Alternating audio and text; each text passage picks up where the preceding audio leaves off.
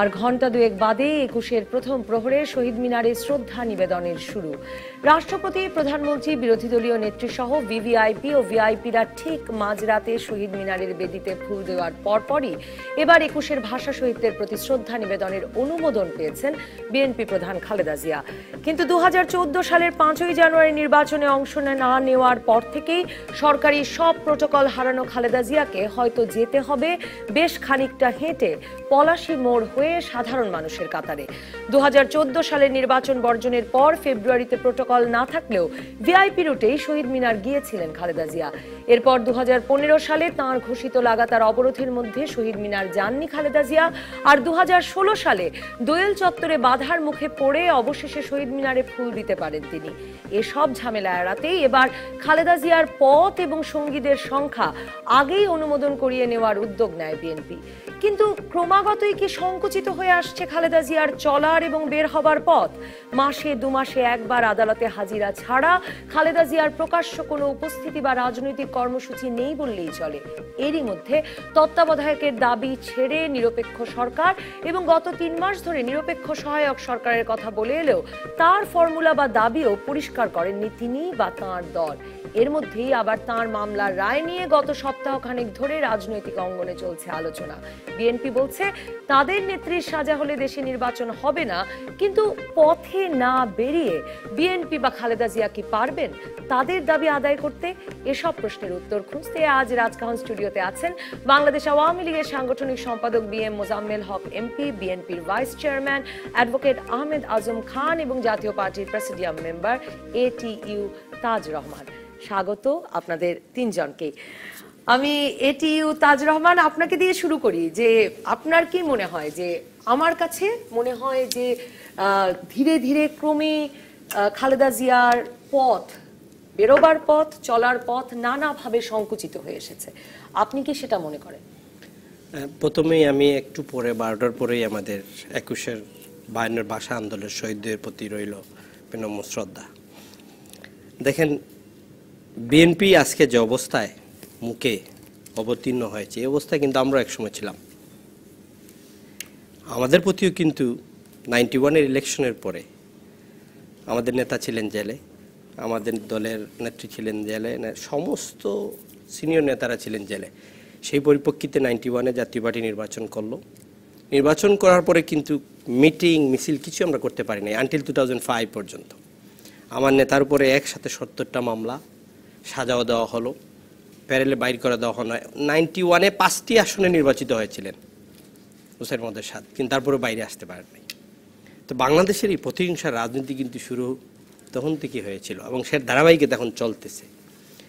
আমরা এই অবস্থা প্রতিহিংসার ফসল বলে প্রতিহিংসার ফসল। তখন আমাদেরকে, আমাদের নেতাকে ইভেন তো কোনো দোষী প্রমাণ ছাড়াও জেলে কিন্তু ছিলেন, এক্সিকিউটিভ অর্ডার দিয়ে সরকার জেলে রাখা ছিল।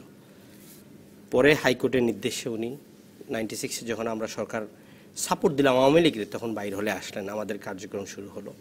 আমরা কিন্তু আমরা জানি এটা কি অবস্থা। এখন দেখেন, বিএনপি আইনের ফাঁদে নিজের দল ইলেকশনে না যাওয়ার জন্য যে সমস্যাটা তৈরি হয়েছে, দলের জন্য বিশাল এখন একটা পরীক্ষার সময়। আগামী নির্বাচনে কিভাবে যাবে, যেতেই হবে। কিছু হয়তো আইনের বাধা আছে, যদি না যান ওনাদের নিবন্ধিত যে দানের শীষ আছে সেটাও চলে যেতে পারে। তো এখন যাবেন, ওনারা বলছেন আগে তত্ত্বাবধায়ক সরকার, সেই তত্ত্বাবধায়ক থেকে সরে এসে এখন যে একটা সহায়ক সরকার। সেই সহায়ক সরকারটা কি? আওয়ামী লীগ বলছে যে সহায়ক সরকার বলতে কিছু নাই, সংবিধানের বাইরে, এগুলা সংবিধানে যা আছে তার মধ্যে নির্বাচন হবে। তাহলে কি হবে? আমরা মনে করি বিএনপি আসবে ইলেকশনে, সবার অংশগ্রহণে এসে নির্বাচন হবে। আমরা আশাবাদী নির্বাচন কমিশন, আমাদের দল এবং দলের চেয়ারম্যান বলেছেন যে এই নির্বাচনকে আমরা সময় দিব, দেখব তারা কতটুকু নিরপেক্ষ পারফরমেন্স করেন, কতটুকু তারা এফেক্টিভলি করেন, তারপরে আমরা সেটা নিয়ে সমালোচনা করব। কেউ আসার সাথে সাথে যদি আমরা সমালোচনা শুরু করি তাহলে তো প্রশ্নবিদ্ধ তখনই হয়ে যায়। আর সরকারও আমি মনে করি, আওয়ামী লীগও কিন্তু চাবে না আগামী কোনো আরেকটা ইলেকশন প্রশ্নবিদ্ধ ইলেকশন হোক। বিএনপিকে নির্বাচনে আসার জন্য আমার মনে হয়, আমরা দল হিসাবে বলতেছি, আওয়ামী লীগকেও সুযোগ করে দেওয়া উচিত। বিএনপি আসুক নির্বাচনে, প্রতিযোগিতামূলক নির্বাচন হোক, জোটের মাধ্যমে হোক। আওয়ামী লীগের জোট আছে, বিএনপির জোট আছে, আমরা একটা জোট করার প্ল্যানে আছি। এখন এই জোটের প্রতিযোগিতা যদি হয় নির্বাচন মাঠে, নির্বাচনটা ফেয়ার এক সম্ভাবনা থাকে। একটা পার্টি যদি দূরে সরে যায় তখন নির্বাচনটার দিকে মানুষের প্রশ্নবিদ্ধ শুরু হয়ে যায়। আমরা চাই না। আমরা চাই শত প্রতিকূলের মধ্যে আমাদের মতো বিএনপি ইলেকশনে আসুক, তাদের একটা স্পেস দেওয়া হোক ইলেকশনে। যদি তারা রিনাউন্স করে আসে বলে না আমরা আর কোনো জ্বালাপোড়া নাই, আমরা সুষ্ঠু রাজনীতি গণতান্ত্রিক রাজনীতি, সরকার তাকে সুযোগ করে দেওয়া উচিত। বাট প্রতিহিংসার রাজনীতিতে সবাইকে বাদ দিতে হবে। আপনার সাথে আমার মতবিরোধ থাকতে পারে, কিন্তু যে আমি এত হিংসাত্মক হব, আপনার প্রতি অত্যাচার নির্যাতন করব ক্ষমতায় টিকে থাকার জন্য আর ক্ষমতায় যাওয়ার জন্য জ্বালাপোড়া করব, এটা থেকে আমাদের রাজনৈতিক দল সবাই বেরিয়ে আসতে হবে। দেশের বৃহত্তর ইস্যু নিয়ে আমরা সবাই একমত হওয়া উচিত। এই যে নির্বাচন কমিশন দিয়ে একটা কেচ্চাল গেল, শুরু হইলো, এখন বলছে বিএনপি যে ইলেকশন কমিশন, আরে বাবা আপনারা তো প্রেসিডেন্টের কাছে গেলেন, মহামান্য রাষ্ট্রপতি আপনাদের সুযোগ দিলেন। বারবার বলছেন প্রতিহিংসার রাজনীতি, তো প্রতিহিংসার রাজনীতির শিকার একটি দল সবকিছু মেনে নেবে কেন? না শুনেন, প্রতিহিংসার রাজনীতির শিকার হবে কেন, এটা শুরু কেন হয়েছে, আমি সেটাই বলতে চাচ্ছিলাম বিগিনিং থেকে, যে সেটা যত হয়েছিল ঠিক আছে, এখন আমরা চাই না। এখানে প্রতিহিংসা কেন হবে? একটা স্পেস দেন। বিএনপি একটা বিশাল রাজনৈতিক দল, এটা আমরা স্বীকার করি, বড় রাজনৈতিক দল। হয়তোবা তাদের ওবায়দুল কাদের সাহেব বলেছেন বিএনপির 596 জনের কমিটি, কেন্দ্রীয় কমিটির, ওনারা সবাই নামলো তো রাস্তায় হয়ে যায়, আপনার আন্দোলন হয়ে যায়, একজনও নামে না, শুধু অফিসে বসে স্টেটমেন্ট দেয়। ওনারাও এই উত্তেজিত কথাবার্তা না বলাও ভালো। বিএনপিকে স্পেস দেন না, রাজনীতি করতে দেন। অ্যাডভোকেট আহমেদ আজম খান, স্পেস আপনাদের দলের নিয়ে এটা তো দীর্ঘ সময় ধরে বলছেন। আজকে সংবাদ শিরোনামে যখন এই খালেদা জিয়া আসলে দোয়েল চত্বর দিয়ে যেতে পারবেন কিনা সেই জন্য তাকে নিয়ম অনুযায়ী আবার ডিএমপির অনুমোদন নিতে হবে। আপনি নিশ্চয়ই জানেন যে গত বছর দোয়েল চত্বর দিয়ে যাওয়ার সময় তিনি বাধার মুখে পড়েছিলেন বলেই এবার আপনাদের দল আগে থেকে গুছিয়ে নিতে চেয়েছিল বিষয়টা। মানে খালেদা জিয়ার জন্য আসলে প্রকাশ্যে যাওয়া, সভা সমাবেশের অনুমোদনের বিষয়েও তো কথা আছে, মানে কোনো পথে বের হওয়া, কোনো পথে হাঁটা, দুটোই খুব কঠিন হয়ে উঠেছে, মানে আপনাদের নেত্রীর জন্য খুব কঠিন। আপনাকে ধন্যবাদ। সম্মানিত দর্শক, স্বাগতম। দেখুন, প্রথম কথা হলো আমার ভাই তাজ রহমান যে কথা বললেন যে 91 থেকেই প্রতিহিংসার রাজনীতি শুরু হয়েছে। হোসেন মোহাম্মদ এরশাদকে কি বিএনপি গ্রেপ্তার করেছিল? উনি তো গ্রেপ্তার হয়েছিলেন যখন বিচারপতি শাহাবুদ্দিনের সরকার ক্ষমতায় আসীন হন, তখনই তো উনি গ্রেপ্তার হয়েছিলেন। উনি বিচারপতি শাহাবুদ্দিনের সরকারের একেবারে কয়েকদিনের মাথায় উনি গ্রেপ্তার হয়েছেন। উনি পালিয়ে যাওয়ার সময় ওনাকে গ্রেপ্তার করা হয়। এটা আমার পালিয়ে যাবার সময়, অর্থাৎ উনি যখনই শাহাবুদ্দিন সাহেব ক্ষমতা গ্রহণ করেন তখনই এরকমই একটা কথা চাউর আছে যে উনি পালিয়ে যাচ্ছিলেন বা যাওয়ার উদ্যোগ গ্রহণ করেছিলেন। ডিসেম্বর ক্ষমতা ছাড়ার পর থেকেই কথা চাউর হয়ে গেছিল যে পালিয়ে যাই হোক, উনি কিন্তু শাহাবুদ্দিন সরকারের আমলেই গ্রেপ্তার হন। আর যদি প্রতিহিংসার রাজনীতির কথা বলেন তাহলে তো সেই 82-র 24শে মার্চে ফিরে যেতে হয়, যখন একটি সাংবিধানিক সরকারকে হটিয়ে অভ্যুত্থান করে এরশাদ ক্ষমতায় আসীন হন এবং 9 বছরে তিনি স্বীকৃত স্বৈরাচার হিসেবে আমাদের দেশে প্রতিষ্ঠিত হয়েছেন। কাজেই এটা নিয়ে অনেক সময় ব্যয় করবার কোনো প্রয়োজন আছে বলে মনে করি না। আওয়ামী লীগ আবার যুক্তি দেয় যে খালেদা জিয়ার দুটো মামলাই কিন্তু আবার 11 সরকারের সময় করা, না এটা 2010-এ করা। তো যে কথাটা তাজ রহমান আরেকটি কথা বলেছেন যে নির্বাচনে না গিয়ে এখন দেখুন কি অবস্থা, মানুষ নিজেকে ভুলে যায়, কিন্তু যে ভুলে যায় সে হয়তো যায়, কিন্তু আশপাশের মানুষরা কিন্তু ভুলে যায় না। এই এরশাদ নির্বাচনে যাব না, আমি পিস্তল লুট করে রেখেছি, আত্মহত্যা করব, এগুলো তো টেলিভিশনের সামনে তিনি শতবার বলেছেন। তারপরে রাতের অন্ধকারে তাকে একদল পুলিশ বা আইন শৃঙ্খলা বাহিনীর লোক ধরে নিয়ে গেলেন, তারপরে নিয়ে গেলেন সিএমএইচে, সেখান থেকে শুনি আবার উনি গলফ খেলতে যান, সেখান থেকে আবার কিভাবে নির্বাচিত হয়ে গেলেন এবং সকলের অলক্ষ্যে তিনি শপথ নিলেন। এই যে লুকোচুরিগুলো, এগুলো কিন্তু জেনারেল এরশাদ বা তার যারা কর্মী তারা ভুলে যেতে পারেন, জাতি কিন্তু ভুলে যাননি যে ওই নির্বাচন নিয়ে কি নাটক হয়ে গেছে। এখন আপনি যেটা বলছেন যে ক্রমেই সংকুচিত হয়ে আসছে বিএনপি বা বিএনপির রাজনীতি বা ম্যাডাম খালেদা জিয়ার চলাফেরা। ম্যাডাম খালেদা জিয়া বাংলাদেশে একজন অবিসংবাদিত নেত্রী, তিনি বাংলাদেশে যতবার নির্বাচনে পার্টিসিপেট করেছেন এবং যতগুলো আসনে করেছেন আজ পর্যন্ত তিনি কোনো আসনে পরাজয় বরণ করেননি। এখনো তার দল বাংলাদেশ জাতীয়তাবাদী দল, বাংলাদেশের সর্ববৃহৎ রাজনৈতিক দল। তাকে সংকুচিত করবার চেষ্টা সরকারের গত 8 বছর ধরেই, তারপরেও কিন্তু তিনি সংকুচিত নন। আপনি নিজে বলেছেন যে গত 21শে ফেব্রুয়ারির রাতে গত বছর তাকে বাধা দেয়া হয়েছিল। আমিও সেখানে ছিলাম, আমিও ওনার সাথেই বাধাপ্রাপ্ত হয়েছিলাম এবং তখনকার অব্যবস্থাও দেখেছি যে ম্যাডাম খালেদা জিয়া যাতে ফুল দিতে না পারেন সেজন্য যত অব্যবস্থাপনা তৈরি করে রাখা। এখন আর তিনি ভিআইপি বা ভিভিআইপি নন। একটা কথা মনে রাখতে হবে যে ওই নির্বাচনের যেমনি নৈতিক কোনো ভিত্তি নেই, তেমনি ম্যাডাম খালেদা জিয়া 3 বারের প্রধানমন্ত্রী হিসাবে, বড় রাজনৈতিক দলের নেত্রী হিসাবে অবশ্যই একজন ভিআইপি বা ভিভিআইপি। যারা এই মূল্যায়নটা করতে জানেন না তারাই নির্বাচনে কারচুপি করবার চেষ্টা করেন এবং নানা ধরনের কথা বলেন। অ্যাডভোকেট আহমেদ আজম খান, এই জায়গাটা থেকে আমি একটু বিএম মোজাম্মেল হকের উত্তর নিয়ে বিরতি থেকে ফিরে আপনাকে আরো সুনির্দিষ্ট কিছু প্রশ্ন করতে চাই। বিএম মোজাম্মেল হক, মানে সত্যি তো বেগম খালেদা জিয়া শহীদ মিনারে যাবেন, তাকে জায়গায় জায়গায় অনুমতি নিতে হচ্ছে, দোয়েল চত্বর দিয়ে যাবেন কিনা, পলাশীর মোড় ঘুরে এতটা হেঁটে ওনাকে যেতে হবে কিনা তা নিয়ে অনিশ্চয়তা, এগুলো কেন?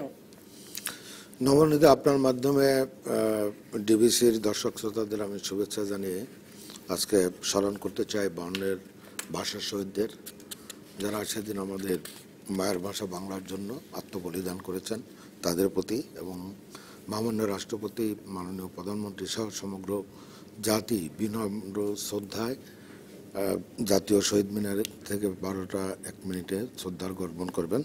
সে তাদের স্মরণ করে আমি বলতে চাই যে জনাব আহমেদ আজম খান যে কথাটি বলেছেন এবং তাজুর রহমান সাহেব যে কথাটি বলেছেন যে প্রতিহিংসার রাজনীতি, আসলে আমরা বাংলাদেশ আওয়ামী লীগ প্রতিহিংসার রাজনীতিতে বিশ্বাস করে না, কিন্তু দুর্ভাগ্যজনকভাবে আপনি দেখবেন যে এই প্রতিহিংসার রাজনীতি কিন্তু হিংসার রাজনীতি এবং যে রক্তঝরার রাজনীতি শুরু হয়েছে 1975 সালে 15 আগস্ট জাতির জনক বঙ্গবন্ধু শেখ মুজিবুর রহমানকে হত্যা করার মধ্য দিয়ে, এবং বঙ্গবন্ধুকে হত্যা করার মধ্য দিয়ে খালেদা জিয়ার যা অবস্থা তা প্রতিহিংসার রাজনীতির ফল না।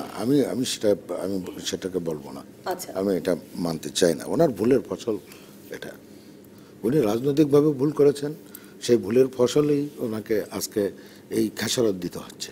রাজনৈতিক ভুল সিদ্ধান্তের কারণে ওনাকে এই খেসারত দিতে হচ্ছে।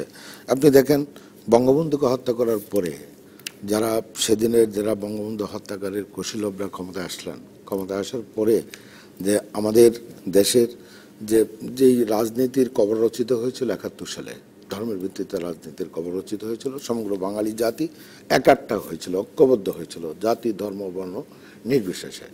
সেটি কিন্তু সেই কৌশলবরা ক্ষমতায় আসার পরেই আবার ধর্মের ভিত্তিতে রাজনীতি করার সুযোগ করে দিয়ে কিন্তু প্রতিহিংসার রাজনীতি শুরু করে। একদিকে যারা বাংলাদেশের স্বাধীনতা অস্তিত্বে বিশ্বাস করে তারা, আরেকদিকে হলো যারা বাংলাদেশের স্বাধীনতার বিরোধিতা করেছে, যারা বাংলাদেশের অস্তিত্বে বিশ্বাস করে না আজও তারা, এবং তাদেরকে সাথে নিয়ে, তাদেরকে যারা সেই কৌশলবরা সেই ধারাবাহিকতাই তাদেরকে সাথে নিয়ে বেগম খালেদা জিয়া, বিএনপির চেয়ারপারসন মাননীয় বেগম খালেদা জিয়া, উনি সেই 71-এর সেই যে পরাজিত শক্তি, যারা ধর্মের নামে রাজনীতি করে আমাদের স্বাধীনতার বিরোধিতা করেছিল, যারা মানবতার বিরুদ্ধে অপরাধ করেছিল, যারা মানবতার শত্রু যুদ্ধ অপরাধী, তাদের বিচার যখন শুরু হয়েছে তখন উনি এটার বিরোধিতা করতে যেয়ে, তাদেরকে বাঁচানোর জন্য করতে যেয়ে কিন্তু উনি ভুল পথে পা দিয়েছেন।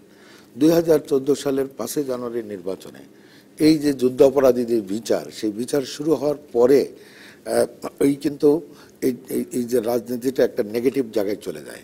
বেগম খালেদা জিয়া রাজনীতিটা নেগেটিভ জায়গায় উনি চলে আসেন।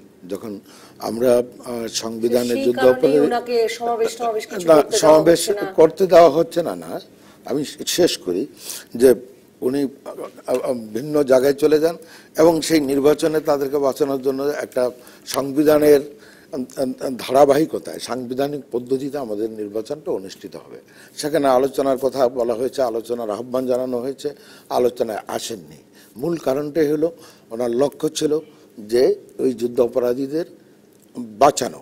সেই বাঁচানোর লক্ষ্যকে সামনে রেখে যখন গিয়েছেন তখনই উনি কিন্তু রাজনীতির পথ ছেড়ে দিয়ে সন্ত্রাসের পথ বেছে নিয়েছেন। আগুন সন্ত্রাস বলেন, বোমা হামলা বলেন, এই দেশের সমগ্র জাতিকে একটি মানে 92 দিন ঘরের মধ্যে বন্ধ করে রেখেছিলেন জাতিকে। একটা নিরপরাধ সাধারণ মানুষ আগুন সন্ত্রাসে আগুন হামলায় নিহত হয়েছে। খালেদা জিয়া এই যে পথটা বেছে নিয়েছেন, এ কারণেই কিন্তু তার দল জনগণ থেকে বিচ্ছিন্ন হয়ে পড়েছে। জনগণের আস্থা এবং বিশ্বাস, আমি নিঃসন্দেহে মনে করি বিএনপি একটু বড় রাজনৈতিক দল ছিল, এই ভুল রাজনীতির শিকার হয়েই আজকে দিশাহারা হয়ে পড়েছে জনপ্রিয় নেত্রী এবং বিএনপির মতো একটি দলকে মাঠে নামতে না দিয়ে, পথে নামতে না দিয়ে ঘরে আটকে রেখে, আসলে ঘরে কেউ আটকে রাখে না, অটোমেটিক আটকা পড়ে গেছেন। এখন আপনি যদি মানুষ হত্যা করেন, বোমা হামলা করেন, আপনি যদি আইন শৃঙ্খলা পরিস্থিতির অবনতি ঘটান, আপনার বিরুদ্ধে কি আইন কথা বলবে না?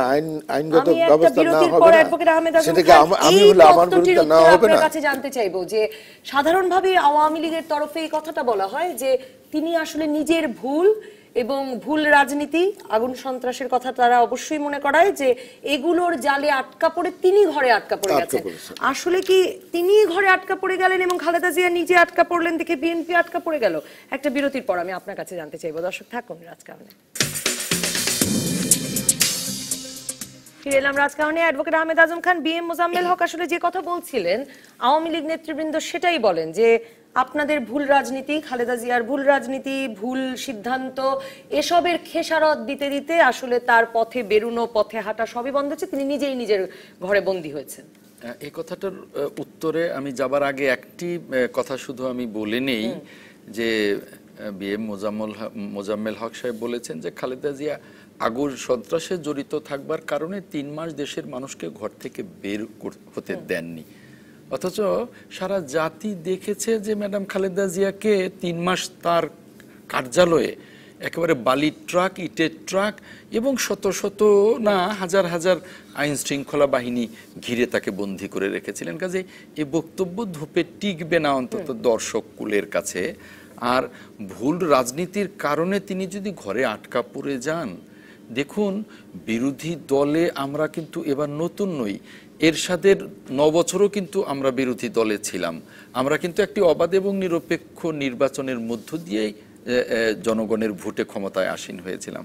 এখন যদি মনে করেন যে খালেদা জিয়া ভুল রাজনীতি করেছেন, তাহলে নিরপেক্ষ সরকারের অধীনে নিরপেক্ষ নির্বাচন দিয়ে দেখুন যে ভুল রাজনীতিটা কার। তাহলে যার ভুল রাজনীতি তিনি তো জনগণের ভোট পাবেন না, কারণ জনগণ মনে করবেন যে উনি ভুল করেছেন। তো তাহলে এই ভোটের উপরে সরকারের এত আতঙ্ক কেন? একটা নির্বাচনকালীন সরকারের জন্য এত সরকারের আতঙ্ক কেন? হ্যাঁ, আপনি এরশাদের সময়কার উদাহরণ দেওয়ায় আমার যেটা প্রশ্ন ছিল সেই প্রশ্নটি আবার মানে এখনই করবার প্রয়োজন বোধ করছি। 2014 সালের 29শে ডিসেম্বর গণতন্ত্র অভিযাত্রা, সেই মার্চ ফর ডেমোক্রেসি বাধাগ্রস্ত হলো, বালুর ট্রাক রাখা হলো, খালেদা জিয়া বেরোতে পারলেন না। তারপর তিনি 3 তারিখ বের হওয়ার চেষ্টা, মানে 3 তারিখ অফিসে গেলেন, 5 তারিখ বের হওয়ার চেষ্টা করলেন এবং সেদিন ফটকে পুলিশের তালা, তিনি বেরোতে পারলেন না। এই যে বেরোতে পারলেন না, আমরা আসলে ফটক ভেঙে, তালা ভেঙে, বালুর ট্রাক পেরিয়ে, আমি বলছি না যে বালুর ট্রাক থাকা, ফটকে তালা থাকা সেগুলো আদর্শ পরিস্থিতি, কিন্তু আমরা তো আপসীন নেত্রীকে এগুলো পেরিয়ে গুড়িয়ে রাজপথে বেরোতে দেখেছি। এরপর এতগুলো বছর পার হলো, তারপর আসলে ক্রমাগতভাবে জনসভার সংখ্যাও কমতে থাকলো বিএনপি, কিন্তু আমরা তো কিছু করতে দেখি না, বিএনপি কেউ না, খালেদা জিয়া কেউ না। মামলার ভয়, একটা জিনিস মামলার ভয় নয়, কারণ ওই কালকেও একটা চ্যানেলে আমাদের আফসান চৌধুরী বলছিলেন, সাহিত্যিক এবং সাংবাদিক অধ্যাপক, যে বিএনপির বিরুদ্ধে এত মামলা হয়েছে এটা বাংলাদেশের ইতিহাসে রেকর্ড হয়ে গেছে। কাজে মামলার ভয় কিন্তু বিএনপি পায় না। যে কথাটা যে এর আগে আমরা দেখেছি বিভিন্ন সরকারের সময় যে কোনো রাজনৈতিক দল মাঠে নামলে পুলিশকে অবহিত করা হতো যে আমরা মাঠে নামছি, আমাদের নিরাপত্তার দিকটি আপনারা দেখবেন। কিন্তু এখন পুলিশের অনুমতি নিতে হয়, পুলিশের অনুমতি না নিলে নির্বিচারে গুলির মুখে পড়তে হয়। আর পুলিশ একদিকে নির্বিচারে গুলি করবে, আর একদিকে শত শত মামলা দেবে, আর রাতের বেলা গুমের ঘটনা তো আপনি এর আগে দেখেননি যে কিভাবে মিছিলে গুলি হয়েছে, খালেদা জিয়ার গাড়িতে গুলি লেগেছে নির্বাচনী মাঠে নামার সময়ও আপনি দেখেছেন। কাজেই এই সরকারের সময় খালেদা জিয়া যেমনি নিরাপদ নয়, বাংলাদেশের মানুষও নয়, আমরা যারা রাজনৈতিক কর্মী কেউই নিরাপদ নই। কাজেই প্রয়োজন হয় নাই, ছাত্রলীগের নেতারা ছিলেন। যাই হোক, ছাত্রলীগের নেতারা তো পুলিশকে মানে না, কারণ তারা পুলিশের উপরে। আমি দেখেছি গাড়ির সামনে লেখা থাকে ছাত্রলীগ, অর্থাৎ পুলিশ জন। হ্যাঁ, আমি নিজে চোখে বেশ কয়েকটা দেখেছি, যাতে যাতে পুলিশ, আমি সাংবাদিক, আইনজীবী এসব দেখেছি, আমি দেখেছি। যাই এখন বিষয়টা হলো সেটা যে কথাটা বলতে চাই যে যদি ভুল রাজনীতি বেগম খালেদা জিয়া করে থাকে, তাহলে নির্বাচনকালীন সরকারের কাছে দায়িত্ব নিয়ে নিরপেক্ষ নির্বাচনটা করুন না, যে কার জনপ্রিয়তা বেশি, কে ভুল করবেন আর কে সঠিক পথে কাছে দিয়ে নির্বাচনটা করুন না। কিরকম নিরপেক্ষ সরকার আসলে আপনারা চাইছেন আপনিই জানেন কিনা, বা আপনার দলের কেউ জানেন কিনা, সেটা আপনার দলীয় নেতৃবৃন্দের কথাতেও মনে হচ্ছে কিনা। আমি আসবো আপনার কাছে। আমি এটিও তাজ রহমান আপনার কাছে যেতে চাই। ভুল রাজনীতি, আমার কিছু আনসার দিতে হবে, দলকে রিপ্রেজেন্ট করি, আমাকে কিছু জিনিস ক্লারিফাই করতে হবে, দর্শক দেখতেছে। এরশাদ সাহেব পালিয়ে যাচ্ছিলেন না, আচ্ছা, আর দুইটা আছে। প্রথম হলো এরশাদ সাহেব পালিয়ে যাওয়া সময় গ্রেপ্তার। এরশাদ সাহেব তখন তো ক্ষমতায় নাই, এটা তো জানেন। জাস্টিস শাহাবুদ্দিন তখন 6 তারিখ ক্ষমতা উনি ছেড়ে দিয়েছেন।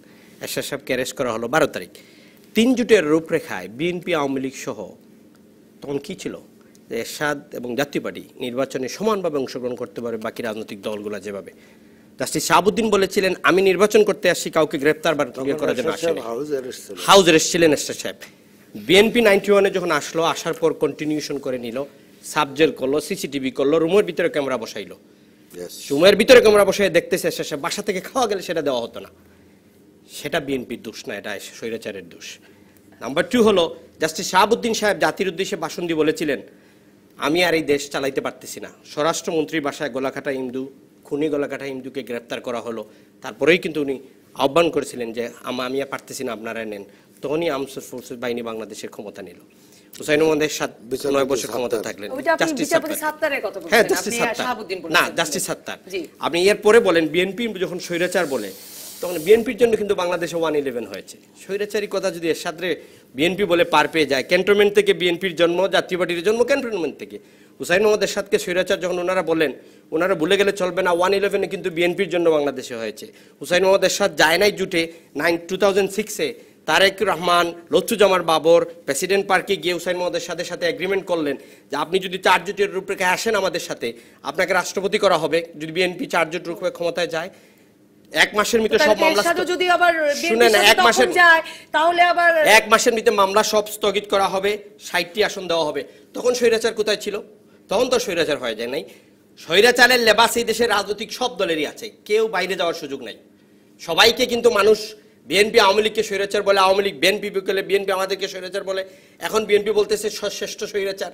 তো স্বৈরাচার কি? উন্নয়ন করতে গেলে যখন আপনি কিছু কাজ করবেন, আপনাকে ঢাকা শহর বেড়িবাঁধ রক্ষার জন্য হুসাইন মোহাম্মদের সাথে স্বৈরাচার, হুসাইন মোহাম্মদের সাথে প্রান্তপথের জন্য স্বৈরাচার, হুসাইন মোহাম্মদের সাথে বিজয় সনের জন্য স্বৈরাচার। স্বৈরাচার এই সরকারের স্বৈরাচার, ভালো কাজ করতেছে, আলাপ করাই যাবে। জি, কিন্তু এটিও তাজ রহমান আপনার কাছে সুনির্দিষ্ট প্রশ্ন, যে মনে করেন কিনা বিএম মোজাম্মেল হক যেটা বললেন বা আওয়ামী লীগাররা যেটা বলেন যে বিএনপির ভুল রাজনীতির কারণে খালেদা জিয়া আজকে ঘরে বন্দী, মানে ঘরে বন্দী মানে খালেদা জিয়ার পথ সংকুচিত। বিএনপির এই ভুল রাজনীতি যদি এখন বিএনপির কোমরে তো জোর নাই সরকারকে ইলেকশনে বাধা দেওয়া, বিরোধী দল হিসেবে আপনাদের খুশি হওয়ার কারণ আমাদের খুশি না, আমাদের খুশি নাই। শুনেন না, আমি আপনাকে বলি, আমরা করে ফেলছি তো already, we bin suffered for that. আমরা 5টা বছর 91 থেকে 2005-এ, এখন যেহেতু সংসদেও আছেন, মন্ত্রিসভায়ও আছেন, কাজে এই ভয় আপনাদের না। এই বই দিয়ে প্রশ্ন না, প্রশ্ন হলো আমরা আপনাকে প্রথম আমার শুরুতেই বলেছি যে বিএনপি আসুক, আগামী নির্বাচনে সুষ্ঠু একটা নির্বাচন সবার অংশগ্রহণে যদি হয়, সেটাতে আমাদের দল বলতেছি আমরা বিএনপি আসুক এবং সবার অংশগ্রহণে নির্বাচন। কিন্তু বিএনপির ভুল রাজনীতি যেটা আছে সেটা তো বিএনপিকে এড়িয়ে করতে হবে, স্বীকার করে নিতে হবে। এই জ্বালাপোড়াটা ভুল রাজনীতি ছিল না। আপনি হরতাল দিতে পারেন, আপনি আমাকে পুড়ে মারতে পারেন না। আপনি আসবেন স্টুডিওতে টকশো করার জন্য হোস্ট হিসাবে, হরতাল, আপনাকে আমি গাড়িতে পেট্রোল বোমা মেরে মারার অধিকার আমার আছে? কোনো রাজনৈতিক দলের আছে? সেটা নাই। সেটা ভুল রাজনীতি না? আপনাকে রাজনীতি করেন, আন্দোলন করেন, আপনি সরকারের বিরুদ্ধে, সরকারের স্বৈরাচারী মনোভাবের বিরুদ্ধে রাজনৈতিক দল হিসাবে প্রতিবাদ করার রাইট বিএনপির আছে, নো ডাউট অ্যাবাউট ইট। সরকারকেও সেটা শোনার মনোভাব থাকতে হবে, কিন্তু জ্বালাও পোড়াও এটা তো ভুল রাজনীতি, এটা তো কেউ মেনে নিতে পারে না। জনগণ এখন 21st সেঞ্চুরিতে আমরা আছি, বুঝছেন, গ্লোবাল ভিলেজে আছি, কে কি করেছি সব 1 মিনিটের ভিতরে কম্পিউটারে যেমন চলে আসে। বাংলাদেশের মানুষ, ইয়াং জেনারেশন এখন খুব সচেতন, দোষ কার কি আছে সেটা দেখবে। কথা হলো আগামী নির্বাচনে কিভাবে আমরা সবাই নির্বাচন কিন্তু করব। বিএম মোজাম্মেল হক, নির্বাচন যত এগিয়ে যাচ্ছে, দোষ কার কি আপনারা এই আগুন সন্ত্রাসের গল্প বলে বলে বলে বলে ভোটারদেরকে কি সেটা মনে রাখাতে পারবেন? নাকি ভোটাররা আসলে দেখবেন যে আপনারা বিরোধী দলের প্রতি এরকম নিষ্ঠুর, যে যারা বিরোধী দলকে সকল জায়গায় ক্ষমতা, মানে নির্বাচিত প্রতিনিধি থাকা সত্ত্বেও, ক্ষমতা নিশ্চিত হওয়া সত্ত্বেও বিরোধী দলকে সামান্যতম স্পেস ছাড়তেও রাজি নয়? আমি আপনার সাথে একটি কথা বলি আর কি, সেটা হলো যে বিরোধী দলকে আমরা স্পেস ছাড়ছি না, কথাটা তো সঠিক না, এই কথাটা সঠিক না। আমি তার আগে একটি কথা বলতে চাই যে আহমেদ আজম খান যেটি বলেছেন যে ওনারা 92 দিন মানুষকে ঘরের মধ্যে আটকে রাখেন নাই। এই যে আগুন সন্ত্রাসে 152 জন মানুষ জীবন দিল, মানুষ কি আতঙ্কিত ছিল না? ঘর থেকে কি মানুষ বেরোতে চেত তখন? তার জীবনের নিরাপত্তার জন্য বেরোতে চেতনা, এটা কিন্তু ওনারা করেছেন। মানুষকে একেবারে সমস্ত জাতিকে একটি ইসের মধ্যে, সেই আপনার ইসের থেকে সুন্দরবন থেকে সুনামগঞ্জ, টেকনাফ থেকে তেঁতুলিয়া, ওনারা সারা বাংলাদেশে কিন্তু এই বোমা হামলা করে, আগুন সন্ত্রাস করে আতঙ্ক এমনভাবে ছড়াই দিয়েছিলেন যেহেতু মানুষ ভয়ে ঘর থেকে বেরোতে সাহস পেত না। সেটাই তো মানুষকে ঘরে বন্দি করে রাখা। আরেকটি কথা বলতে চাই, উনি যেটা বললেন যে ওনারা নির্বাচনে অংশগ্রহণ করেন না, ওনারা ভুল পথে এগুচ্ছেন। আপনি নিশ্চয়ই মনে আছেন নবনীতা যে 1979 সালে জিয়াউর রহমানের সামরিক শাসনের মধ্যে বাংলাদেশ আওয়ামী লীগ কিন্তু সেদিন মানে একটি বৈরী পরিবেশে, মার্শালের মধ্যে কারফিউ চলছে, তার মধ্যেও কিন্তু আমরা নির্বাচন অংশগ্রহণ করেছিলাম এবং সেই নির্বাচনেও যদি ফলাফল সঠিকভাবে জনগণ যে ভোট দিয়েছিল সেটি যদি ফলাফলকে এই প্রকাশ করতে দেওয়া হতো, তাহলে কিন্তু আওয়ামী লীগ তখন সংখ্যাগরিষ্ঠ, মানে কিন্তু ফলাফল তো প্রকাশ করতে দেওয়া হয়নি, তাহলে ওইরকম নির্বাচনে অংশগ্রহণ করলেই কি না করলেই কি লাভ হয়? আমরা ধারাটাকে, আমাদের মানুষের সাথে সম্পৃক্ততা, মানুষের সাথে যে সম্পৃক্ততা, মানুষের কাছে যাওয়া, আবার কথা বলা, সেটাকে আমরা অব্যাহত রেখেছি। আর সে কারণেই কিন্তু ধারাবাহিকভাবে 86-এর নির্বাচনেও কিন্তু আমরা হোসেন মোহাম্মদের সাথে সামরিক শাসনের মধ্যে নির্বাচন অংশগ্রহণ করেছি। 96টি আসনে আমরা জয়লাভ করেছিলাম, ঘোষণা করে নেওয়ার পরেও কিন্তু আমরা এতগুলো আসনে জয়লাভ করেছিলাম। অর্থাৎ জনগণের রাজনীতি, জনগণের সাথে সম্পৃক্ত থাকা। আমরা স্পষ্টভাবে যে কথাটি বলতে চাই যে বিএনপি ভুল পথে পরিচালিত হয়ে ওই একটি কথাই যে ওনাদের একটি দাসখত দেওয়া আছে, এই যে যুদ্ধাপরাধী, মানবাধিকার বিরোধী, তাদেরকে বাঁচাতে যেই কিন্তু বিএনপির এই দৈন্য দশায় নিপতিত হতে হয়েছে। আমি আরেকটি কথা বলি, কথা বলার সুযোগ পেতে, জনগণের কাছাকাছি থাকতে নির্বাচনটা করে যাওয়া, কিন্তু নির্বাচনে জয়ের স্বপ্ন না দেখা, আমরা স্বপ্নকে ধারণ করেই তো, আমরা স্বপ্নকে ধারণ করে মানুষকে আমরা ঐক্যবদ্ধ করেছি, আমাদের কথা বলেছি, মানুষকে আমরা যখন কনভিন্স করতে পেরেছি তখনই তো আমরা নির্বাচনে বিজয়ী হয়েছি। 1996 সালে নির্বাচনে বিজয়ী হয়ে আমরা দেশ পরিচালনা করার সুযোগ লাভ করেছি। আপনার নিশ্চয়ই মনে আছে 2001 সালের 1 অক্টোবরের নির্বাচনে কি নির্বাচন হয়েছিল? সেই নির্বাচনে বিএনপি 4 দলীয় জোট ক্ষমতায় এসেছিল। তারপরে উনি যেটা বললেন যে ক্ষমতাসীন দলের নেতৃত্বের সিদ্ধান্তে 2004 সালের 21শে আগস্ট আওয়ামী লীগের একটি সন্ত্রাস বিরোধী সমাবেশে হামলা চালানো হলো, 13টি গ্রেনেড বিস্ফোরিত হলো এবং 24 জন, বেগম আইবুর রহমান সহ 24 জন নেতাকর্মী মৃত্যুবরণ করলো, হাজার হাজার পঙ্গুত্ব বরণ করলো, আহত হলো। আমরা কিন্তু সেটাকে মোকাবেলা করে রাজনীতি করেছি, আমরা অবরোধ করেছি, রাজপথে থেকেছি, পুলিশ লাঠিপেটা করেছে আমার সামনে, আমরা পিছুতে আমরা যেদিন অবরোধ করেছিলাম সেদিন আমার মনে আছে আমরা ছিলাম রাজশাহী স্কোয়ারে, আমি সহ আব্দুল জলিল, আব্দুল মান্নান সহ কোণঠাসা BNP, তারপরেও তাকে কিন্তু নিয়ে আমরা আপনাদের- রাজপথ ছাড়িনি। জি, জি। আমরা রাজপথে ছিলাম, রাজপথে থেকেই কিন্তু আন্দোলন করার মধ্যে দিয়ে কিন্তু আমরা আজকের এই একটা জায়গায় বিরতির এসেছি। পর এসে আমি জানতে আমরা চাইবো কিন্তু যে বোমা হামলা করিনি, আমরা কিন্তু আগুন সন্ত্রাস করিনি, পুলিশকে পিটুতে যাইনি। একটা বিরতির পর আবার ফিরছি এই আলোচনায়। দর্শক থাকুন রাজকাহনে। ফিরে এলাম রাজকাহনে। অ্যাডভোকেট আহমেদ আজম খান, বিএনপি নেত্রী বেগম খালেদা জিয়া বা বিএনপি দল হিসেবে বের হচ্ছে না বা আপনাদের ভাষায় বের হতে পারছে না, যেটাই হোক, এটা কি আসলে পরিণতি শেষ পর্যন্ত ভালো হবে? মানে আওয়ামী লীগের মানে বিএ মোজাম্মেল হক যেমনটা বলছিলেন, আওয়ামী লীগ নেতৃবৃন্দ সবসময় বলেন যে আপনারা গণবিচ্ছিন্ন হয়ে পড়ছেন, জনবিচ্ছিন্ন হয়ে পড়ছেন। আসলে কি আখেরে ভালো হবে এই বিষয়টি নাকি খারাপ হচ্ছে আপনাদের জন্য? আমি আপনার এই প্রশ্নে আসছি, তার আগে একটু বলে নেই, আমার ডান পাশে বিএম মোজাম্মেল সাহেব এবং বাম পাশে তাজ রহমান সাহেব, ওনারা বেশ আলোচনা করলেন এর আগে। আমার কাছে অনেক আলোচনাই খুব খুব সস্তা মনে হয়েছে। যেমন উনি বললেন যে ইমদু একজন মন্ত্রীর বাসায় গেছে, ইমদু গলা কাটা, সে একটা মন্ত্রীর বাসায় গেল, এটা দেখে তখন রাষ্ট্রপতি, কথাটা ভুল, আপনার কাছে তথ্য নেই বলেই না, আমি আপনি আমার সাথে চ্যালেঞ্জ করুন যে এই তথ্য সঠিক হলে না, ওটা ছিল যুবমন্ত্রী আবুল কাশেম। তো যুবমন্ত্রী আবুল কাশেমের বাসায় ইমদু গেছে, সেজন্য রাষ্ট্রপতি সাত্তার সেনাপ্রধানকে বললেন আপনি ক্ষমতা নিয়ে নেন, আর সেনাপ্রধান নিয়ে নিলেন। কি সুন্দর সস্তা কাহিনী! এই কাহিনী এই তো হয় বাংলাদেশে, দেশের সংকটকালে, চরম সংকটকালে ত্রাণ করতে। রাজনীতিতে আমরা যারা রাজনৈতিক কর্মী, এত সস্তা কাহিনীর কথা শুনতে বা বলতে খুব খুব ভালো লাগবে না, দর্শকদেরও শুনতে ভালো লাগবে না। আর ৭৯ সালের নির্বাচনের সঠিক ফলাফল প্রকাশ করেনি বা হয়নি, এটা এখন শুনি এই সমস্ত কল্পকাহিনী, এর আগে কোনোদিন শুনিনি। যাই হোক, রাজনীতিতে এরকম হতেই পারে, এরকম যারা ভিন্ন মতের কথা বলবেন তারা বলতে পারে। তবে ৭৯ নির্বাচনের ফলাফল সঠিক ছিল, এটা সকলেই তখনও মনে করতেন, এখনো মনে করেন, যদিও এখন ক্ষমতাসীনরা মনে করেন না, যেমন বিএম মোজাম্মেল হক মনে করেন না। এখন আপনি আপনার যে প্রশ্নটা ছিল, আপনাদের জন্য আসলে শেষ পর্যন্ত এটা ভালো হবে কি খারাপ হবে যে বের হতে দিচ্ছেন না বা আপনারা বের হচ্ছেন না? একটা জিনিস কি, যে কোনো দেশেই যখন শাসক কর্তৃত্ববাদী হয়ে যায়, শাসক স্বৈরতান্ত্রিক হয়ে যায়, তখন হয়তো সীমিত কিছু সময়ের জন্য ভিন্ন মতের যারা রাজনীতি করেন তাদের হয়তো অসুবিধা হয়, তারা হয়তো চাপের মধ্যে থাকেন, কিন্তু সর্বশেষ কেউ কোনোদিন এই ধরনের কর্তৃত্ববাদ বা স্বৈরতন্ত্রকে চিরস্থায়ী করতে পারেন না। ইতিহাসে এটা নেই, আপনাদের চেয়ারপারসন বেগম বাংলাদেশেও খালেদা জিয়া সেটা গত হবে কয়েক সপ্তাহে স্থায়ী কমিটির সদস্যদের সাথে বৈঠক তো করেছেনই, ভাইস চেয়ারম্যানদের সাথে বসেছেন, উপদেষ্টাদের সঙ্গে বসেছেন।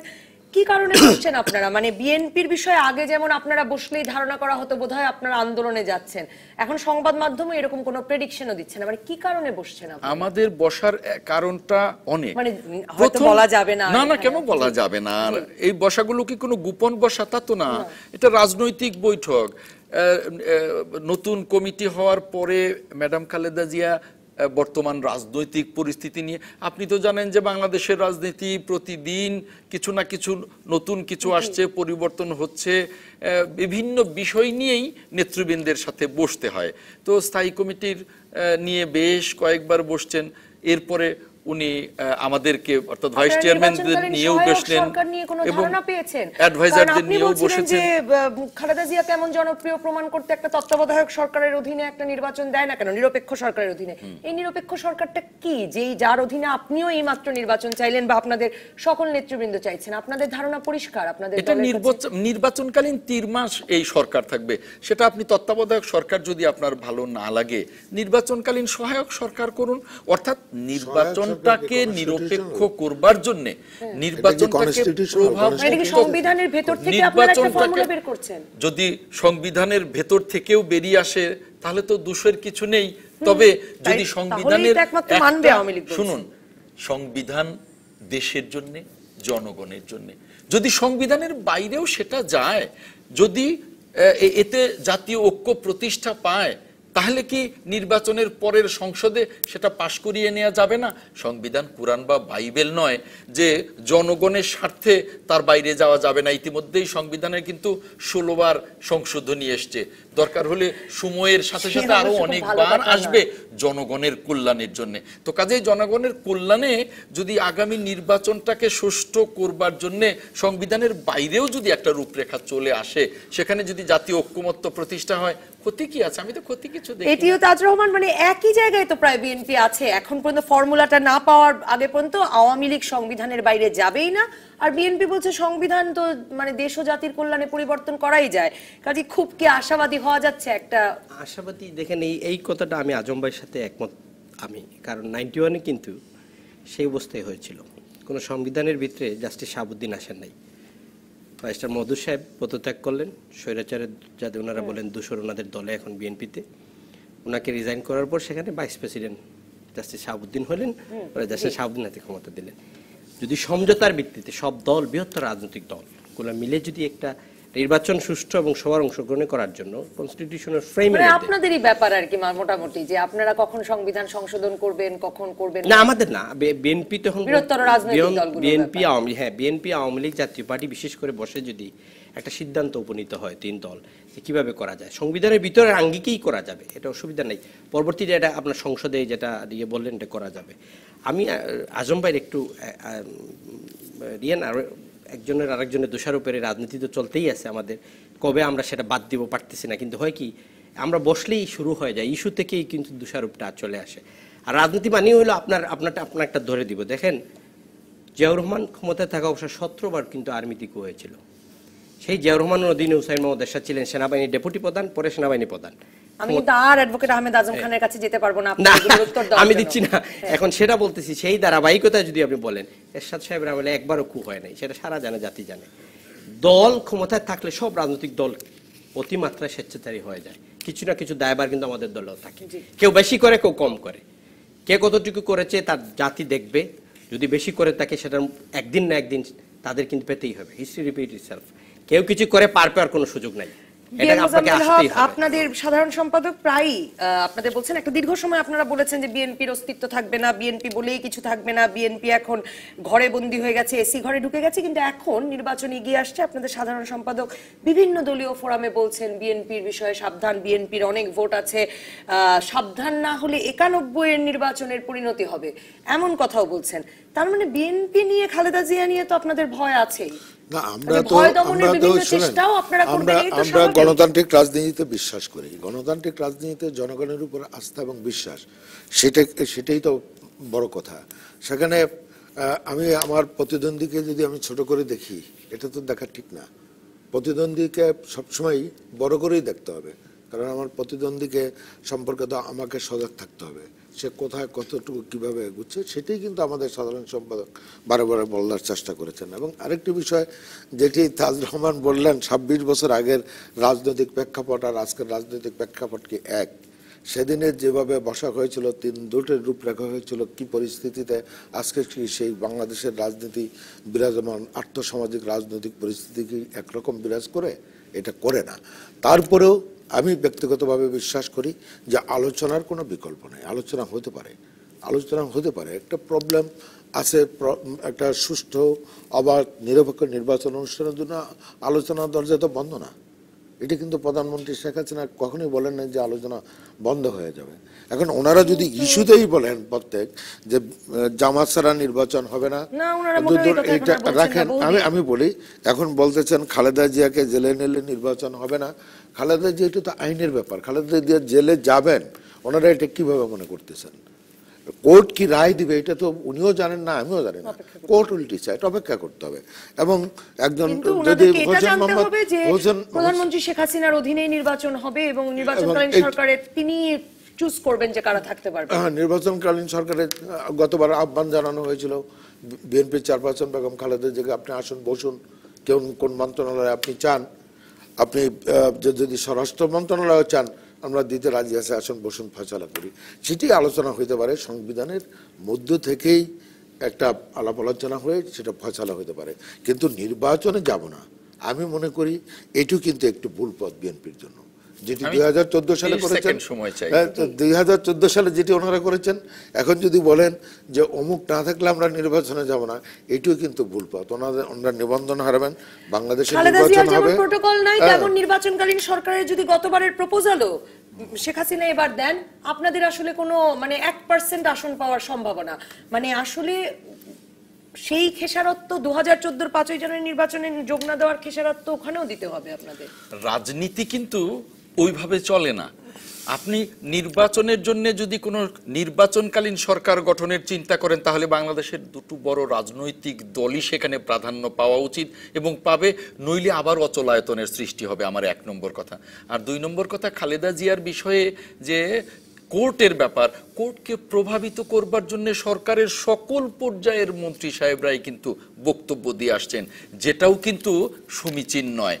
আর আরেকটা কথা উনি বললেন যে প্রেসিডেন্ট জিয়ার আমলে সাজা হলে নির্বাচনে যাব না, তখন প্রভাবিত হচ্ছে না কোর্ট? যে কোর্ট তো ধরেই নিচ্ছে যে বিএনপি ধারণা করে আমরা এই কথা এজন্যই বলছি যে আমরা কোর্টেও দেখছি, কোর্টের বাইরেও দেখছি কোর্ট কিভাবে বায়াসড হয়, এবং যে কারণে কোর্টের প্রতি আমাদের অনাস্থা আমরা জানিয়ে দিয়েছি।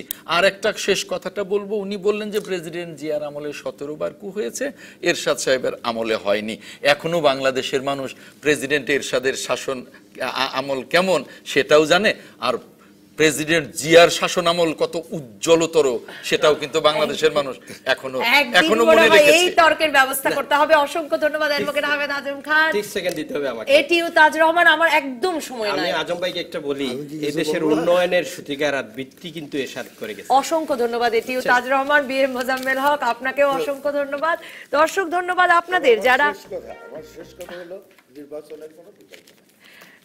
এই কথাতেই শেষ করতে চাই। ধন্যবাদ যারা সঙ্গে ছিলেন। পরবর্তী পর্বে আলোচনা করব 21 শোক নাকি শক্তির উৎসব এই বিষয়ে। সাথে থাকবেন নর্থ সাউথ বিশ্ববিদ্যালয়ের বাংলা বিভাগের অধ্যাপক ডক্টর সানজিদা আক্তার এবং সাংবাদিক ও গবেষক আফসান চৌধুরী।